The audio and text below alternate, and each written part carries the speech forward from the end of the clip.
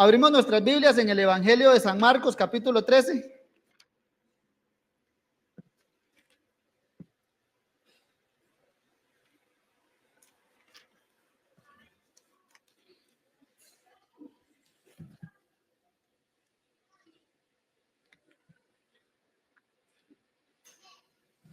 Evangelio de San Marcos, capítulo 13. Y vamos a leer de los versículos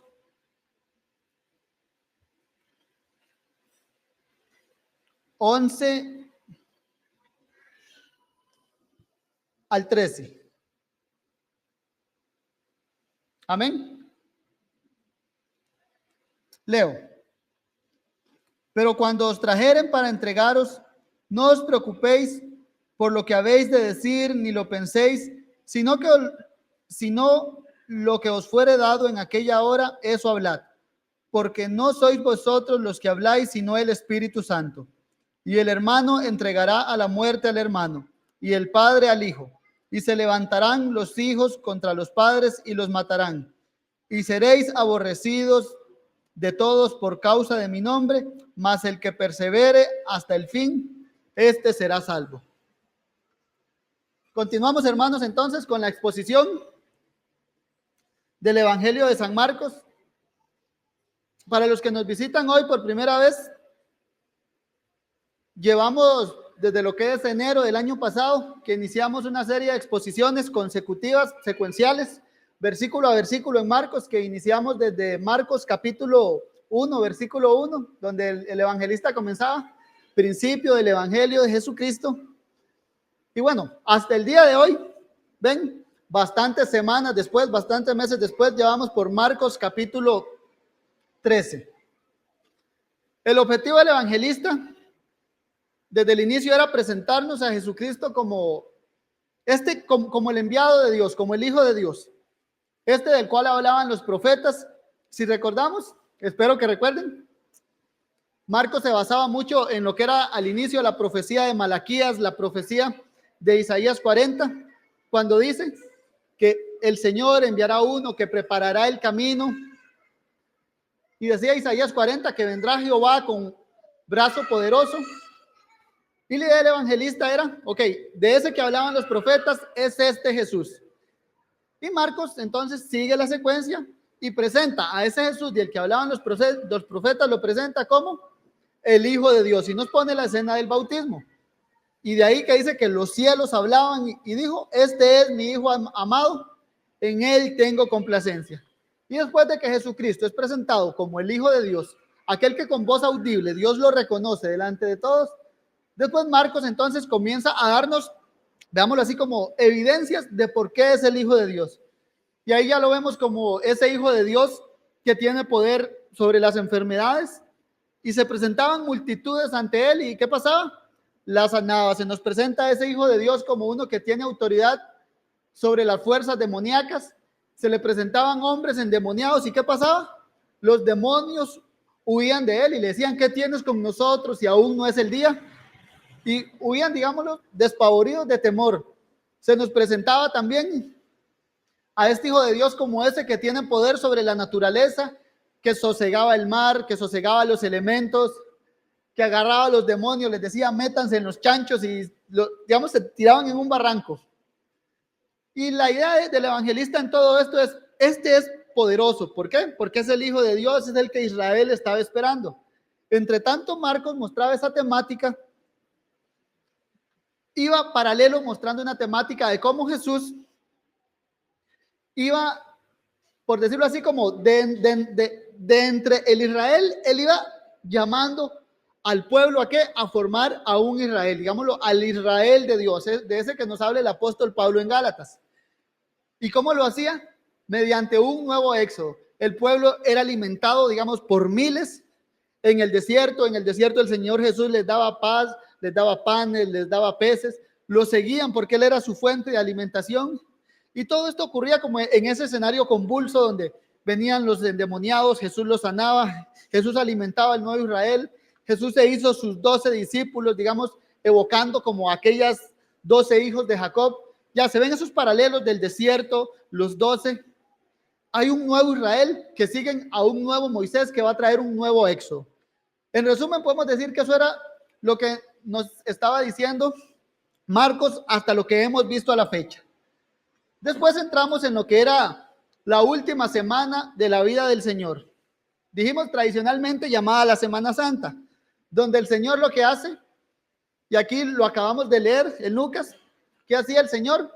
Desde el Monte de los Olivos entra cabalgando en un burrito a Jerusalén como ese rey prometido, que digámoslo así, le pusieron una alfombra, lo que por decirlo como hoy en día, le pusieron una alfombra roja y era una alfombra de palmas, y mientras él iba pasando, le iban poniendo una alfombra y todo el pueblo iba cantándole: Hosana, bendito el que viene en el nombre del Señor. Y el Señor entra al templo, digámoslo, entra con esa autoridad dada por Dios a reclamar lo que es suyo, a limpiar la casa de Dios, y entra en un conflicto entonces por hacer eso con los líderes del templo. El Señor Jesús volcaba las mesas de los cambistas porque ellos tenían un negocio en el templo, no permitían que los gentiles llegaran a orar. Y el Señor les dice: no, mi casa va a ser llamada casa de oración para todas las naciones. Y ocurre como ese primer conflicto de este Mesías prometido con los líderes judíos que, como vimos, están procurando matarlo. Y ahí comenzamos como en ese último enfrentamiento en donde Jesús fue abordado por fariseos, fue abordado por saduceos, fue abordado por herodianos, fue abordado por sacerdotes, por escribas. Y en cada tiro, digamos, donde se daban esos enfrentamientos, el Señor Jesús siempre los refutaba y, por decirlo así, ellos se quedaban callados, mas siempre planeando cómo matarlo. Enviaban a otro, salía refutado y a lo último nada más dicen: todo el pueblo estaba maravillado por cómo Jesús hablaba y sus enemigos. Ante eso, entonces, veámoslo así, ya para el día miércoles santo, Jesús sale del templo y sus discípulos maravillados, porque tal vez maravillados en el sentido de que Jesús no estaba maravillado por ver el templo, le dicen: Señor, mira estas piedras. Y Jesús les dice: bueno, véanlas, porque no quedará piedra sobre piedra que no sea derribada. Aprovechen más bien ustedes y véanla por última vez, porque ya no lo van a ver más. Y de esa frase, los discípulos, por como decirlo a lo tico, quedaron picados. ¿Cómo es eso? Este templo tan formidable se va a caer. Y los discípulos entonces de ahí lanzan unas interrogantes. El Señor le dice: Señor, ¿cuándo ocurrirán estas cosas? Recordamos, ahí nos basamos en Mateo 24. ¿Y qué señal habrá de tu venida y del fin del siglo? Y el Señor entonces, basado en esas preguntas, es que el Señor procede a dar un sermón que dijimos es como de esos estilo apocalípticos, pero también con unos enfoques muy exhortativos, para los cuales el Señor les va a responder esas preguntas, más lo cual también va a preparar a su iglesia para lo que va a venir, para lo que viene, no solo con lo relacionado a la caída del templo en Jerusalén, sino para lo posterior. Y la semana pasada estuvimos viendo cómo el Señor preparaba a su iglesia para lo que es esto, para el fin del siglo. Y el Señor la preparaba de una manera singular, diciéndole que este fin del siglo no iba a venir hasta que el evangelio llegara a todas las naciones, que lo que ellos iban a ver propiamente en su época, el Señor Jesús lo llamó: estos son principios de dolores, son estos. Ya es necesario que esto ocurra. ¿Y cuáles eran estos? Oirán de guerras, de rumores de guerras, de terremotos, nación contra nación, reino contra reino, vendrán hambrunas. Y el Señor ante eso les dice: no se alarmen. ¿Por qué? Porque esto es apenas el principio de dolores. Oirán de rumores, de guerras, mas esto no es el fin. Y ahí el Señor ya con eso nos marcaba cierto panorama. Dice: lo que ustedes van a ver, van a presenciar con sus ojos, guerras, rumores de guerras, esto no es el fin. No se alarmen porque van a venir muchos engañadores que van a querer moverlos. ¿Y cómo los van a mover? Por medio de este tipo de mensajes. Van a venir hombres burladores y les van a decir: hay guerras, hay terremotos, por ende el Señor ya viene. Pero el Señor los advierte contra ese tipo de escatologías y les dice: no se dejen engañar, no se turben, porque las guerras van a seguir viniendo, los falsos cristos van a seguir viniendo, y por ende eso no es el fin. Y el Señor les marca el fin. El fin vendrá entonces cuando este evangelio sea proclamado a todas las naciones. Ahora bien, los versículos que acabamos de leer del 11 al 13 están ubicados en ese contexto. Ahora, el Señor, digámoslo así, como que hace un poco de zoom y apunta al corazón de los discípulos. ¿Para qué? Para darles palabras de ánimo, para que ellos sean perseverantes en medio de esas situaciones que van a vivir. Y vamos a exponernos a estos versículos que acabamos de leer desde dos encabezados. El primero va a ser la asistencia que el Espíritu Santo da a su iglesia en medio de este siglo. Y segundo, la perseverancia hasta el fin. Entonces, procedamos al punto número 1, la asistencia del Espíritu Santo. Versículo 11, Marcos 13:11, dice así: pero cuando os trajeren para entregaros, no os preocupéis por lo que habéis de decir, ni lo penséis, sino lo que os fuere dado en aquella hora, eso hablad, porque no sois vosotros los que habláis, sino el Espíritu Santo. La semana pasada vimos que el Señor Jesucristo dejó marcado el escenario en que su iglesia llevaría a cabo la gran comisión. Vimos que era un escenario en el sentido que era un mundo hostil, un mundo convulso. ¿Por qué? Nación contra nación, reino contra reino, terremotos, hambrunas, falsos mesías. Pero en medio de ese contexto, el Señor les dijo, versículo 10, y es necesario que el evangelio sea predicado antes a todas las naciones. Antes del fin, el evangelio dice, es necesario que sea predicado a todas las naciones. Y entonces, para el Señor, digamos, apuntar al corazón de los discípulos, aquí les va a dar como lo que yo veo, una tercera directriz muy particular.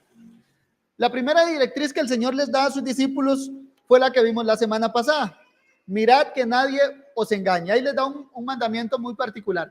Estén atentos para que nadie los engañe. ¿Por qué? Porque van a venir falsos mesías y falsos cristos. Y estos con escatologías, veámoslo así, desordenadas o malintencionadas, querrán engañar a los discípulos. La segunda directriz que el Señor le da a su iglesia fue: no os turbéis o no se alarmen. Y ahora era un no se alarmen, ¿por qué? Porque vendrá nación contra nación, reino contra reino. Esas dos formaban como un solo eje, vimos. Todo va de la mano. Vean que nadie los engañe y no se alarmen. ¿Por qué? Porque esos no son indicativos del fin del mundo. Siempre van a haber falsos cristos, siempre van a haber guerras, siempre van a haber hambrunas. Y por ende, no se dejen engañar y que nadie los turbe. Ahora, vamos a la tercera directriz. Y está aquí en el versículo 11. La cual dice: pero cuando os trajeren para entregaros, no os preocupéis. Aquí el Señor entonces llama a su iglesia, particularmente a sus discípulos, a que no se preocupen.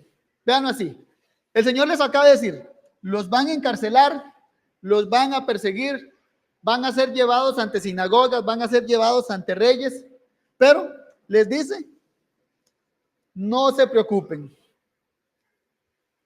Es algo como curioso, porque si a mí me dicen que me van a echar preso, pues yo me preocupo. Posiblemente todos nosotros creo que vamos a reaccionar igual. Si les dicen, los van a perseguir, los van a echar presos. Solo imagínense que digan, te van a llevar aquí a la corte ante un juez, pues debe dar temor. Ahí ya se va a decidir como mi libertad. Y posiblemente en esta época, aparte de la libertad, estaba en juego la vida. Pero el Señor les dice, no se preocupen. Ahora, entendamos ese preocuparse como, o para definirlo de alguna forma, es como cuando estamos intensamente pensando en algo que nos trae temor o congoja. El Señor entonces llama a sus discípulos a eso, a no dedicarle o a no darle mente a eso que va a traer temor y congoja a nuestras almas ante esa situación adversa. Es casi como llevarle la contraria. Ustedes saben que los van a perseguir, saben que los van a echar presos, saben que los van a echar en las sinagogas, saben de la guerra, saben de los rumores de guerras, pero no os preocupéis. No tengan temor de eso, les dice el Señor. Ahora, ¿y de qué no deben preocuparse? Ahí mismo, verso 11. No os preocupéis por lo que habéis de decir, ni lo penséis. Cuando se los lleven presos, van a estar ante un juez. De seguro, ahí va a haber algún abogado. Mi hermano Mariano lo debe tener más claro todavía. De esas personas que para argumentar son muy buenos, para armar un caso y llevarle esa secuencia de casos o esa secuencia de pasos hasta, mira, tal fulano es culpable o tal fulano es inocente. Bueno, a ellos los iban a llevar con esa meta de, estos son culpables. Y si vemos en el Nuevo Testamento, ¿culpables de qué? Culpables de afirmar que César no es el rey, sino Jesucristo. Y por ende, van a ser llevados a los tribunales. Y el Señor les dice, no os preocupéis por lo que habéis de decir, ni lo penséis. El temor natural ante esas situaciones es, ¿cómo me defiendo? Si me van a llevar preso, ¿por qué? ¿Qué hice? Y de ahí posiblemente un cómo me defiendo ante esas personas que quieren dejarme mal, que quieren echarme preso, que mi vida va a estar en juego. Así que el Señor ante esa situación siempre sorprende. ¿Por qué? No se preocupen por eso. Si lo que digo puede ser usado en mi contra, entonces uno está pensando, ¿qué voy a decir? Y el Señor, no os preocupéis por lo que habréis de decir. Y es aquí donde el Señor, veámoslo así, da un porqué. Porque cuando os trajeren para entregarlos, no os preocupéis por lo que habéis de decir, ni lo penséis, sino que lo que os fuere dado en aquella hora, eso hablad. Porque no sois vosotros los que habláis, sino el Espíritu Santo. Aquí el Señor entonces, cuando estén ante un juez, cuando está ese que los quiera condenar y echarlos presos, no tengan ese temor desmedido de cómo se van a defender. ¿Por qué? Porque no sois vosotros los que habláis, sino el Espíritu Santo. Aquí el Señor da por sentado que el Espíritu Santo va a estar con su iglesia a la hora de la prueba. Los discípulos de Cristo, vámonos así, no están solos cuando estén efectuando la gran comisión en este mundo, sino que el Espíritu Santo estará con ellos. Y es que el Señor Jesús dice, este Espíritu Santo es el que hablará a través de los discípulos en esos momentos muy particulares de tensión. Lucas 21, el Evangelio paralelo, Lucas 21, versículos 14 y 15, lo dice así. Proponed en vuestros corazones no pensar antes cómo habéis de responder en vuestra defensa, porque yo os daré palabra y sabiduría, la cual no podrán resistir ni contradecir todos los que se opongan. Marcos nos dice que el Espíritu Santo es el que habla a través de los discípulos, y Lucas aquí nos dice que es Jesús. Dice, porque yo os daré palabra de sabiduría. ¿Es Jesús o es el Espíritu Santo? Hay ciertos sectores de la crítica liberal que ven esto como una contradicción, pero ante eso creo que tampoco no hay que darle mucha vuelta. A veces estas personas, digo yo, como que le buscan la quinta pata al gato. La idea de esto es Jesús a través de su Espíritu Santo. Es como cuando Jesús en la gran comisión dice, yo estaré con vosotros todos los días hasta el fin del mundo. ¿Y cómo está Jesús con su iglesia hasta el fin del mundo? Veámoslo en Hechos 2. Viene el Espíritu Santo y desde ese día en adelante viene Dios a morar en medio de su pueblo. El Espíritu Santo, como uno lo ve en la Biblia, es ese que es enviado por el Padre o enviado por el Hijo. O como el mismo Jesús dice, yo os rogaré al Padre que os envíe el Espíritu Santo. Veamos esa relación intratrinitaria. Juan 14, 16 dice así, y yo rogaré al Padre y os dará otro consolador para que esté con vosotros para siempre. Juan 15, 26 también dice, pero cuando venga el consolador a quien yo os enviaré del Padre, el Espíritu de verdad, el cual procede del Padre, él dará testimonio acerca de mí. Este texto es clave. De hecho, ¿qué viene a hacer el Espíritu Santo? Dice, él dará testimonio acerca de mí. El Espíritu Santo, vámonos aquí, Jesús dice, él vendrá, ¿para qué? Para que se tiren al suelo y se revuelquen y queden pataleando. No. Yo os enviaré al Espíritu, ¿para qué? Para que dé testimonio acerca de mí. Esa es como la labor principal por la cual el Hijo le ruega al Padre que envíe el Espíritu Santo. No para que perdamos el control de nosotros mismos o para que andemos en desenfreno en medio de la iglesia, sino para que dé testimonio acerca de Cristo. Y es por esto, digamos, que aquí, ante esta dificultad que los apóstoles y la iglesia primitiva van a vivir, el Señor Jesús entonces les dice, el Espíritu hablará a través de nosotros, y esas palabras que digan son las palabras que el Espíritu pondrá en ustedes. Ante la oposición que los discípulos, el Señor les está garantizando que van a tener en este mundo, entonces el Señor Jesús les dice, no se preocupen, ¿por qué? Porque Dios está con ellos. Es la idea, ¿por qué? Porque el Espíritu Santo va a estar con su iglesia y les dará esas palabras indicadas, ¿para qué? Para que presenten testimonio. La semana pasada leímos que en el versículo 9 dice, pero mirad por vosotros mismos, porque os entregarán a los concilios y en las sinagogas os azotarán, y delante de gobernadores y de reyes os llevarán por causa de mí para testimonio a ellos. Ya, la presencia de los cristianos ante los gobernantes, en los juzgados, en las sinagogas, ante los reyes, al final iba a ser para testimonio a ellos. ¿Y por qué? Porque las palabras que los discípulos iban a hablar, no se preocupen, no tengan temor, porque el Espíritu hablará de usted, hablará a través de ustedes. ¿Y qué va a hablar? Juan 15, el Espíritu vendrá y les dará testimonio de mí. La iglesia en medio del mundo, en medio, digámoslo así, en medio de la persecución, en medio de los tribunales, donde sean llevados como delincuentes, la iglesia ahí, ¿qué hará? Hablará de Cristo.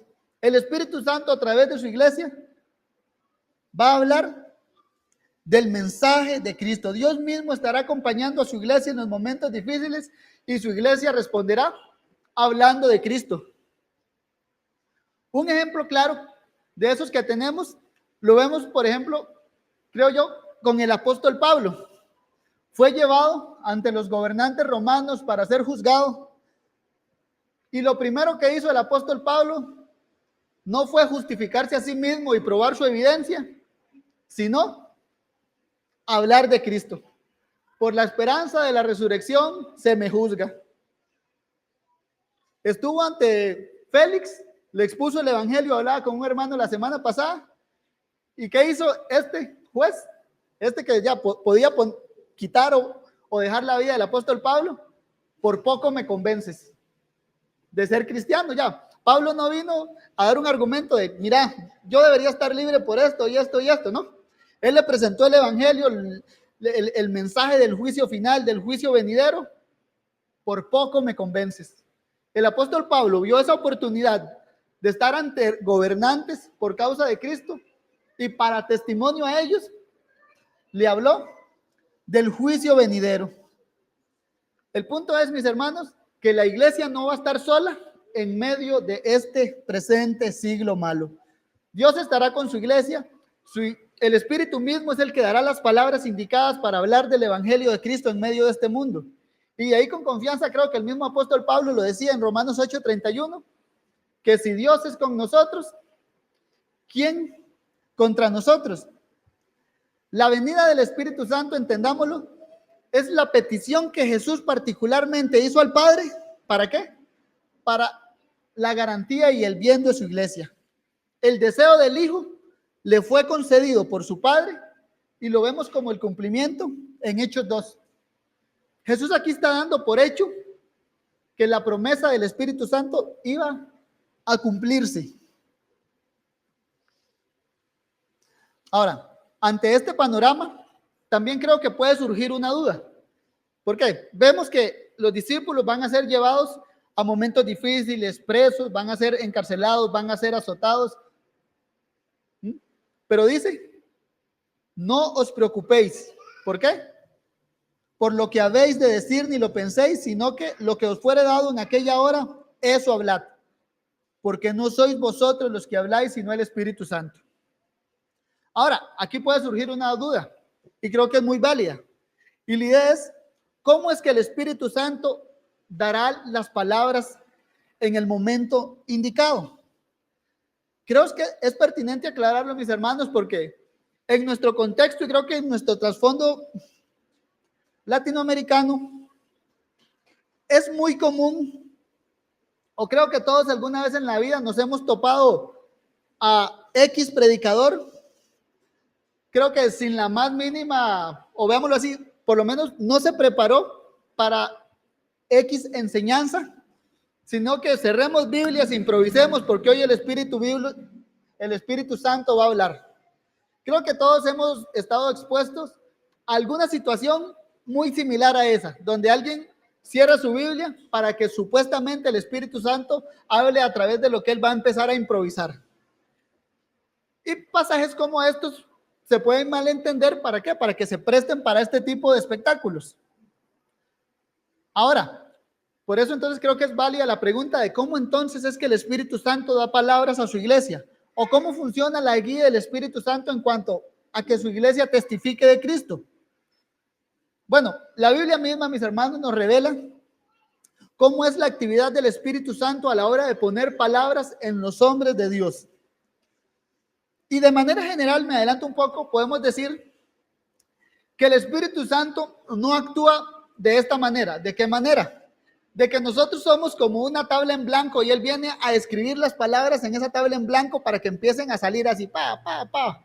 No, de esa manera no funciona el Espíritu Santo. ¿Sí? Como que el Espíritu Santo escribe y pa, salen las palabras en automático como de un robot. Sino que Lucas 21:15 nos dice, yo os daré palabra y sabiduría. Por ejemplo, el Señor Jesús aquí pone que Él va a dar sabiduría a sus discípulos. Sabiduría, su mente, su personalidad, vámonos así. La idea es que cuando el Señor dice, yo os daré palabra, yo os daré sabiduría, la mente de esa persona que va a hablar no va a ser apagada. Él va a hablar, vámonos así, naturalmente como lo que es. Pedro hablaba como Pedro, Pablo hablaba como Pablo. ¿Y por qué? Porque Dios les daba palabra y sabiduría. Entonces, ¿cómo funciona la labor del Espíritu Santo? Veámoslo así. Consiste en avivar lo que ya hay. Juan 14:26 dice, mas el Consolador, el Espíritu Santo, a quien el Padre enviará en mi nombre, Él os enseñará todas las cosas y os recordará todo lo que yo os he dicho. Aquí el Espíritu Santo entonces viene como a esto, a recordar todo lo que el Señor Jesús ha dicho. No viene entonces, como dijimos, a escribir en una tabla en blanco para que tal empiece a improvisar, sino que podemos ver al Espíritu Santo como a ese que viene a encender como una llama donde ya había material inflamable. Os recordará todo lo que yo os he dicho. El Espíritu Santo actúa de esta manera, entonces guiando a su iglesia, ¿cómo? Recordando y reteniendo las palabras que ya Jesús, digamos, ya con el depósito de la fe, esas palabras que Jesús ya había dado a su iglesia, son lo que el Espíritu Santo entonces usa, ¿para qué? Para que su iglesia las hable. Veamos así entonces como ese depósito de la fe, como ese material que está ahí, como esa energía potencial que está ahí, nada más que el Espíritu Santo venga y deposite esa chispa, ¿para qué? Para que haga eso. Y entonces, ¿qué es esa explosión? Su iglesia hablando las palabras que ya Jesús previamente había dejado depositadas en ella. Y hasta aquí, mis hermanos, el punto número 1, que es la existencia del Espíritu Santo en este siglo malo. A manera de resumen es, no deben preocuparse por los eventos desafortunados, no deben preocuparse por la tribulación, por lo que venga, porque al final el Espíritu Santo va a venir sobre ese depósito de la fe y va a hacer que su iglesia haga lo que tenga que hacer, que es dar testimonio de Cristo en medio de este mundo malo. Ahora, punto número 2, la perseverancia hasta el fin en medio de este siglo malo. La fidelidad a Jesús en medio de este siglo trae consecuencias, veámoslo así, tristes para los creyentes. Versículo 12, Marcos 13:12 dice: y el hermano entregará a la muerte al hermano, y el padre al hijo, y se levantarán los hijos contra los padres y los matarán. ¿Qué es el punto? Los enemigos de Cristo incluso procurarán hacer daño a los de su mismo núcleo familiar cuando entre ellos haya algún creyente. Es lo que está diciendo el Señor. Aparte de las guerras, aparte de los rumores de guerra, aparte de las hambrunas, aparte de que os azoten, de que sean llevados a las sinagogas y ante los reyes, aparte les dice, incluso dentro de su misma casa va a haber división. El hermano entregará a muerte al hermano. Mateo 24:12 lo describe así: y por haberse multiplicado la maldad, el amor de muchos se enfriará. ¿Hasta qué punto se enfriará? Hasta que un hermano entregue a muerte a otro. Creo que es como cuando Pablo nos dice en 2 Timoteo 3:3, cuando nos dice: sin afecto natural e implacables. Pierden el afecto natural de hermano contra hermano, de padre e hijo, y entonces lo que sale a la flote es que es hijo de la serpiente y entregan entonces a los hijos de Dios. Y eso es como lo vemos aquí, es una de esas características de este siglo, o como lo describe Pablo, es una de esas características de los últimos días. 2 Timoteo 3, versículo 1, dice así: también debes saber esto, que en los postreros días vendrán tiempos peligrosos, porque habrá hombres amadores de sí mismos, ávaros, vanagloriosos, soberbios, blasfemos, desobedientes a los padres, ingratos, impíos, sin afecto natural, implacables, calumniadores, intemperantes, crueles, aborrecedores de lo bueno, traidores, impetuosos, infatuados, amadores de deleites más que de Dios, que tendrán apariencia de piedad, pero negarán la eficacia de ella. A estos evita. Llama la atención cómo Pablo aquí describe a los hombres peligrosos. También debes saber esto, que en los postreros días vendrán hombres peligrosos. Pablo aquí, hombres peligrosos, ¿qué se nos viene a nosotros a la mente? Armados, no sé, narcotraficantes, personas adineradas con mucho poder que nos pueden disparar, que andan en la calle disparando. Pero Pablo dice que los hombres peligrosos son desobedientes a los padres. ¿Me entiendes? Ahí hasta se conecta con lo que estamos viendo de pecados respetables. Si yo escribiría esa lista de hombres peligrosos, creo que yo no le escribiría tan así. Yo hasta pondría nombres, Osama Bin Laden o algo así, como para que nos den bastante miedo. Ya, pero Pablo aquí dice: avaros, vanagloriosos, soberbios. Pero el punto es sin afecto natural. Se levantarán los hijos contra los padres y los matarán. El amor natural de padre contra hijo, hermano contra hermano, se verá opacado. ¿Por qué? Porque los opositores a Cristo preferirían, veámoslo así, perder a un familiar antes que ponerse del lado de Cristo. Ahora, nosotros tal vez vemos esto como algo muy largo, pero creo que si nos vamos un poco en nuestro siglo a Oriente, ahí donde claramente se ve como un padre, por ejemplo, denuncia a su hijo porque este hijo suyo abandonó el Islam, y lo denuncia sabiendo que su hijo va a ser puesto bajo pena de muerte. Ahora, esto que estamos viendo aquí, mis hermanos, no es otra cosa que lo que ya el Señor había dicho desde Génesis 3. Ese conflicto entre la simiente de la mujer y la simiente de la serpiente, el Señor lo que hace es que lo trae a escena y dice, no hace distinción familiar. La distinción que hace es hijo de Dios o hijo de Satanás. Génesis 3:15, cuando el Señor lanza la maldición, dice: y pondré enemistad entre ti y la mujer, entre tu simiente y la simiente suya. Ahí se ve ese conflicto de las dos simientes. Por eso mismo fue que Caín mató a Abel. Porque es como eso que trae el Señor. Y se levantarán hermano contra hermano. Ahí lo vemos. Caín mató a Abel. El hijo de la simiente de la serpiente mató al hijo de la simiente de la mujer. Y el Señor Jesús advierte eso a su iglesia misma en Juan 15:18. Si el mundo os aborrece, sabed que a mí me han aborrecido antes que a vosotros. Es decir, si los de su misma casa os aborrecen, su padre, su madre, sus hermanos, no se sorprendan. ¿Por qué? Porque a mí ya me han aborrecido. Jesús dejó advertido a su iglesia entonces de que va a estar en un mundo hostil hacia ellos. Algunos padecerán persecución, algunos van a padecer otro tipo de persecución, veámoslo así, ya más, no tan abierta, que le va a causar muerte, pero siempre va a estar esa oposición ahí latente para la iglesia. Y entonces Jesús lo que les dice es, no se preocupen, incluso de esto mismo. ¿Por qué? Porque el Espíritu Santo va a estar con la iglesia hasta en estos momentos difíciles.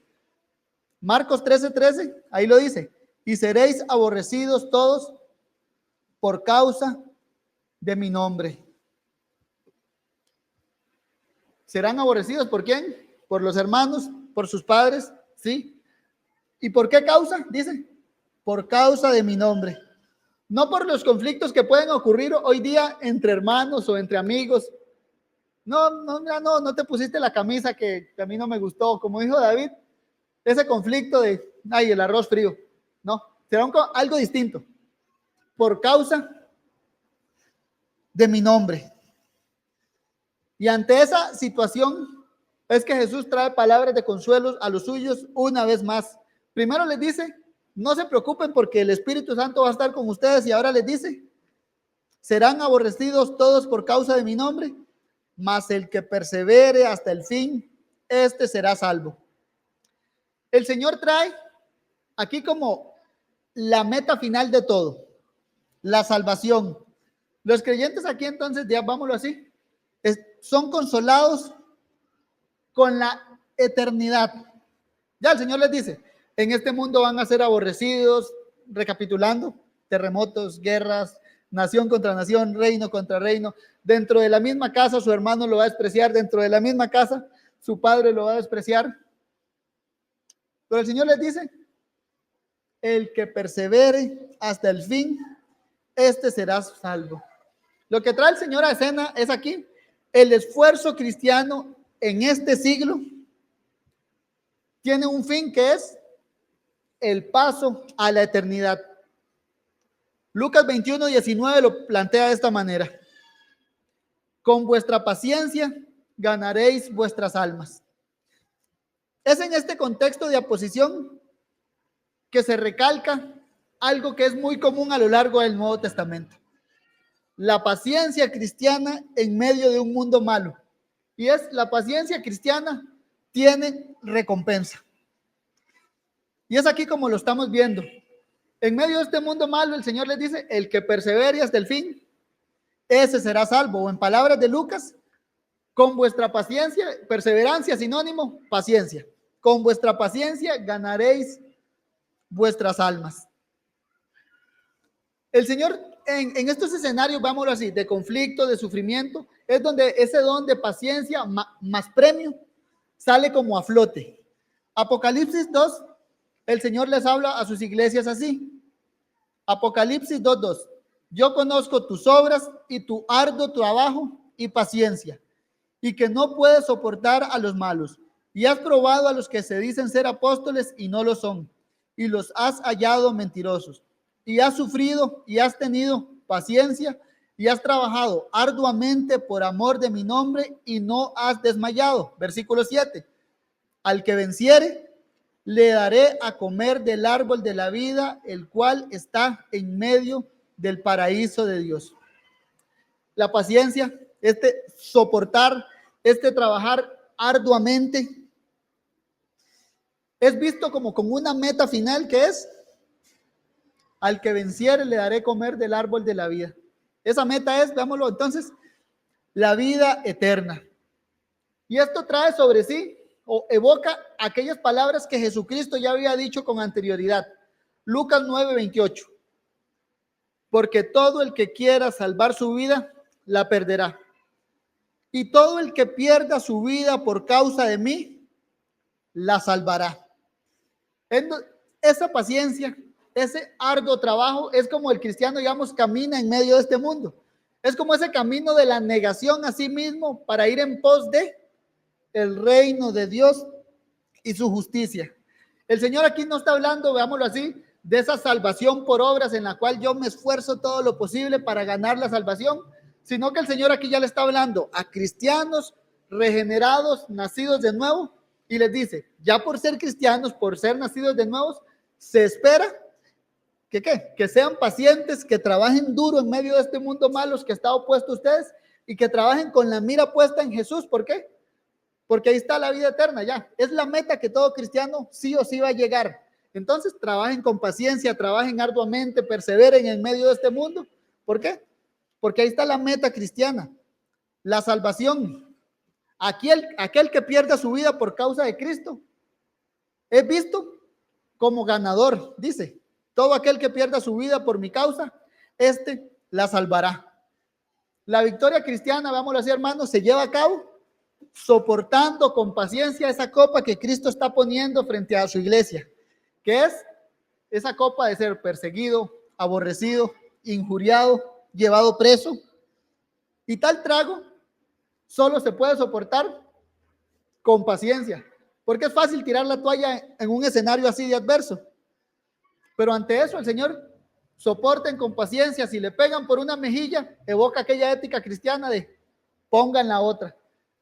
Si les quitan la capa, denle en otra. Si los ponen a cargar tantos metros, tantos kilómetros, cárguenlo el doble. Ahí está entonces y conozco tus obras y tu arduo trabajo y paciencia. Aceptar perder en esta vida y tener ese aprobio es visto como ganancia. Eso es lo que yo llamo como el patrón de Jacob, que cómo ganó Jacob la bendición, perdiendo contra el ángel, y así es mostrado victorioso. ¿Cómo ganó Jesucristo? Muriendo en una cruz. Ya es como ante los ojos de este mundo el cristiano, veámoslo así, pierde, pero ante Cristo, el que persevere hasta el fin, ese será salvo. Apocalipsis 12:11 lo muestra así. Dice, y ellos le han vencido. ¿Cómo? Por medio de la sangre del Cordero y de la palabra del testimonio de ellos. Recordemos testimonio, Espíritu Santo, conflicto. Y menospreciaron sus vidas hasta la muerte. Ellos han vencido. ¿Cómo? Menospreciando sus vidas hasta la muerte. Estos cristianos murieron, pero Dios dice, han vencido. Y esto es lo que Jesús dice que le espera a su iglesia. En un mundo difícil, en un mundo de oposición, pero en ese mundo la gran comisión se va a llevar a cabo y por ende, perseveren hasta el fin. Vayan con paciencia. La iglesia va a ser rechazada, va a ser vituperiada, va a ser burla. Los hijos de la serpiente van a estar ahí, digamos, punzando, atacando. Pero Jesús le dice a su iglesia, sean pacientes, perseveren hasta el fin. ¿Por qué? Porque hay una carrera por delante que es que el evangelio llegue a todas las naciones y tengan como meta, les dice, la vida eterna, ya que en este mundo podemos perder de todo, pero en la eternidad tenemos una esperanza incorruptible. Y por eso el Señor lo resume así con esas palabras, el que persevere hasta el fin, ese va a ser salvo. Hasta aquí la exposición del texto. Ahora, para terminar, mis hermanos, un par de breves aplicaciones. La primera, la necesidad de conocer nuestras Biblias. ¿Por qué?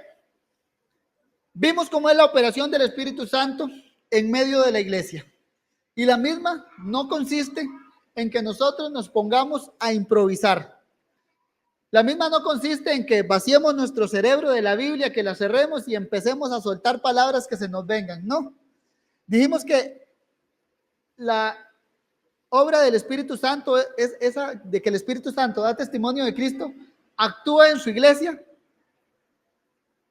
consumiendo el material que ya hay. La acción del Espíritu Santo dijimos que es esa chispa entonces que viene a incendiar ese material inflamable que se espera que haya en cada uno de los que profesan el nombre de Jesucristo.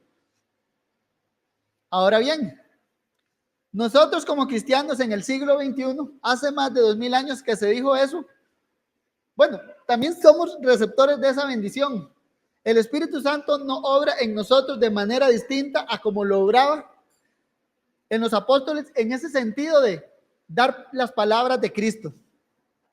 En un sentido es distinta, ¿por qué? Porque los apóstoles son ese fundamento sobre el cual la iglesia fue edificada. Pero ahora bien, sobre nosotros, el Espíritu Santo, ¿qué hace? Bueno, trae a memoria ¿qué? Esas palabras apostólicas para que las proclamemos en medio de este mundo. Primera de Juan 2:20 lo dice así: pero vosotros tenéis la unción del Santo y conocéis todas las cosas. Pero la unción que vosotros recibisteis de él, versículo 27, permanece en vosotros y no tenéis necesidad de que nadie os enseñe, así como la unción misma os enseña todas las cosas. Y es verdadera y no es mentira, según ella os enseña, permaneced en él. Aquí el apóstol Juan trae a escena, veámoslo así, la unción del Espíritu Santo. A la mente de sus lectores, Juan les dice que gracias a esa unción del Espíritu Santo, ellos son conocedores de la verdad. Esa unción les dice, la recibieron de Dios. ¿Cuándo? Cuando recibieron la palabra de verdad. Primera de Juan 2:24. Lo que habéis oído desde el principio, permanezca en vosotros. ¿Cómo terminaba el versículo 27? Primera de Juan 2:27. Y es verdadera, no es mentira, según ella os ha enseñado, permaneced en él. Esta permaneced en él, esa unción es verdadera, es el paralelo de lo que habéis oído desde el principio, permanezca en vosotros. Juan exhorta aquí a esta iglesia en particular a no dejarse engañar por los anticristos. Y la manera de no dejarse ser engañado por los anticristos aquí descritos, los anticristos, ¿quiénes son aquí? Esos que niegan que Jesús ha venido en carne. Y les dice cómo no ser engañados por los mismos, permaneciendo en la unción que recibieron desde el inicio. Y eso que recibieron desde el inicio no es otra cosa que lo que habéis oído desde el principio, es decir, a la enseñanza que fueron expuestos sus oídos. La enseñanza apostólica es aquí descrita como esa unción del Espíritu Santo que guía a su iglesia, ¿a qué? A rechazar a la falsa enseñanza. Es eso lo que hace que la iglesia permanezca en la verdad. Y aquí el punto, mis hermanos, que voy entonces es permaneciendo en la verdad, permaneciendo en lo que hemos escuchado, en la enseñanza apostólica que está aquí, es que se desprende esa gran necesidad que tenemos todos nosotros, ¿de qué? De conocer nuestras Biblias. ¿Por qué? Porque esa es la manera en que el Espíritu Santo obra. Entre más Biblias tengamos aquí, ya que tengamos en nuestros corazones más Biblias, sencillamente vamos a tener más material para que el Espíritu Santo venga, ponga esa chispa y encienda ese fuego. Es así, de sencillo. El Espíritu Santo actúa avivando lo que ya hay. Si hay poca Biblia, hay poco fuego. Si hay mucha Biblia, hay mucho fuego. ¿Estamos perdiendo la batalla contra algún pecado en particular? ¿Qué tanta Biblia tenemos en nuestro arsenal contra la lucha de ese pecado? Salmo 119:11 dice así: en mi corazón he guardado tus dichos. ¿Para qué? Para no pecar contra ti. Veamos cómo va esto. Entonces, mis hermanos, ¿nos está venciendo un pecado? ¿Qué estamos alimentando más? ¿Ese insumo para que el Espíritu Santo haga fuego? ¿O estamos alimentando ese pecado en particular para que rapidito ustedes saben cómo nos agarra y nos deja por el suelo? Por eso el salmista evoca eso mismo. En mi corazón he guardado tus dichos para no pecar contra ti. El miedo nos vence, nos puede vencer, la preocupación nos vence, sí. Los vicios nos pueden vencer, el guardar las apariencias nos puede vencer. Póngale nombre al pecado. El enojo nos vence. El corazón que guarda resentimiento nos vence. Pero ¿qué es el punto? ¿Cómo estamos cargando nuestros corazones para vivir en medio de este mundo malo? Recordemos esa analogía. Entre más Biblia tengamos, más fuego va a haber en nosotros. Ya, veámoslo así, esa analogía de ese fuego que aviva la vida espiritual que hay en nosotros. Y la única manera de tener ese tope de vida alto, veámoslo así, es ¿qué tanta Biblia hay en nosotros? Como iglesia, particularmente, tenemos un plan de memorización anual. Tenemos la bendición de que nos podemos aprender más de 52 versículos en un año, porque a veces hay versículos que son párrafos, ya nos memorizamos en una semana algún párrafo que son 2 o 3 versículos. Pero veamos esto como una bendición, mis hermanos. ¿Por qué? Porque es palabra de Dios que puede quedar aquí en nuestro corazón. ¿Para qué? Para que el Espíritu Santo venga entonces a inflamar esa vida. Así que no veamos meramente esa opción de memorizar como ese momentito en que yo leo lo que ponen en pantalla o lo trato de memorizarlo, o como una mera rutina litúrgica. No, veámoslo como Dios providencialmente equipándonos. ¿Para qué? Dándonos insumo para que el Espíritu Santo venga y capacite a su iglesia. ¿Para qué? Para dar palabra, para que esa palabra que ya está ahí sea usada como fuego por el Espíritu Santo para que salga. Hagamos el esfuerzo, mis hermanos, sencillamente de memorizar la Biblia. Tenemos 7 días para aprendernos 1, 2 o 3 versículos. La verdad, son muchos días. Así que hagamos el esfuerzo de memorizar Biblia, de venir aquí a memorizarla, ya, a recitar de memoria lo que ya sabemos, y meramente no como para algo de lucir qué tanto me sé, sino meramente, ya, estoy llenando mi cuerpo de ese material santo, estoy llenando mi alma de ese material santo. ¿Para qué? Para que el Espíritu Santo venga y me domine. ¿Cómo? Con la palabra de verdad. Ahora bien, ya para terminar, esto, mis hermanos, es algo característico ¿de qué? Del creyente en sí. Una de las cosas que dice la Biblia es que el Espíritu Santo es particularmente para los creyentes. Romanos 8:9 lo pone así: si alguno no tiene el Espíritu de Cristo, este no es de él. Y ahora bien, aquí me dirijo entonces a estos que no tienen al Espíritu de Cristo. Tal vez, mis estimados, este mundo no los vaya a rechazar, más bien van a ser de su agrado. Pero una de las cosas que no tienen es esto, y son la eternidad como su meta.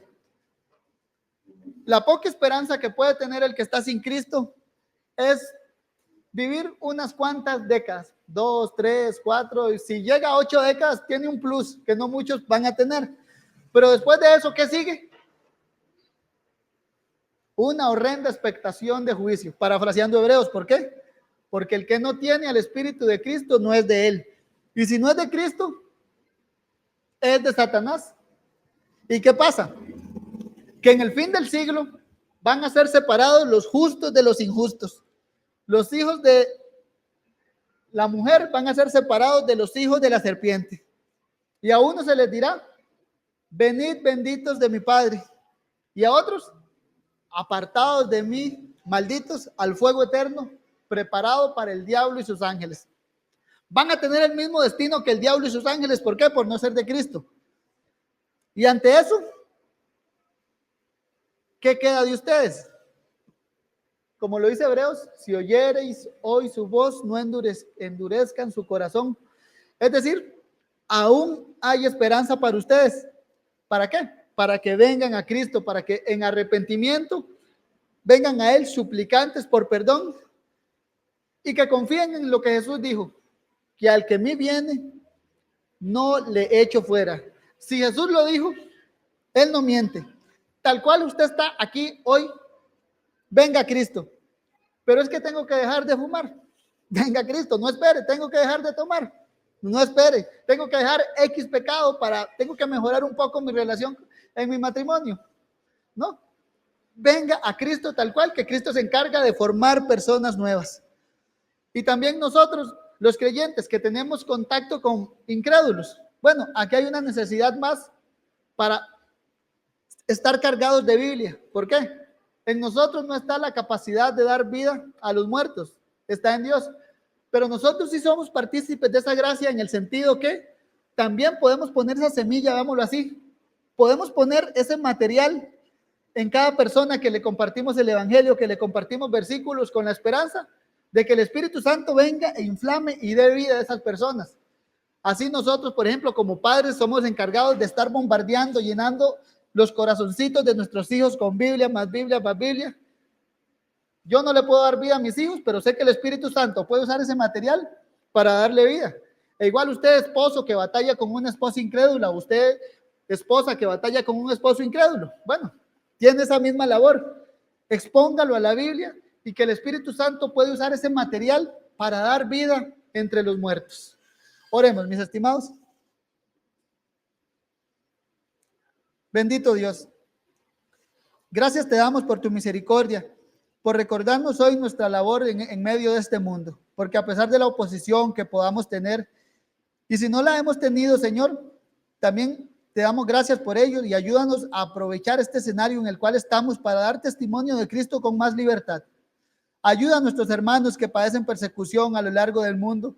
Dales paciencia y perseverancia. Ayúdalos a tener la fe puesta en Jesucristo. Y a nosotros, Señor, ayúdanos a serte fieles en estos contextos donde nos pones, en el cual nos demandas lo mismo, dar testimonio de Cristo y perseverar hasta el fin. Haznos una iglesia perseverante, haznos una iglesia fiel y temerosa de ti. En el nombre de Jesús te lo rogamos. Amén.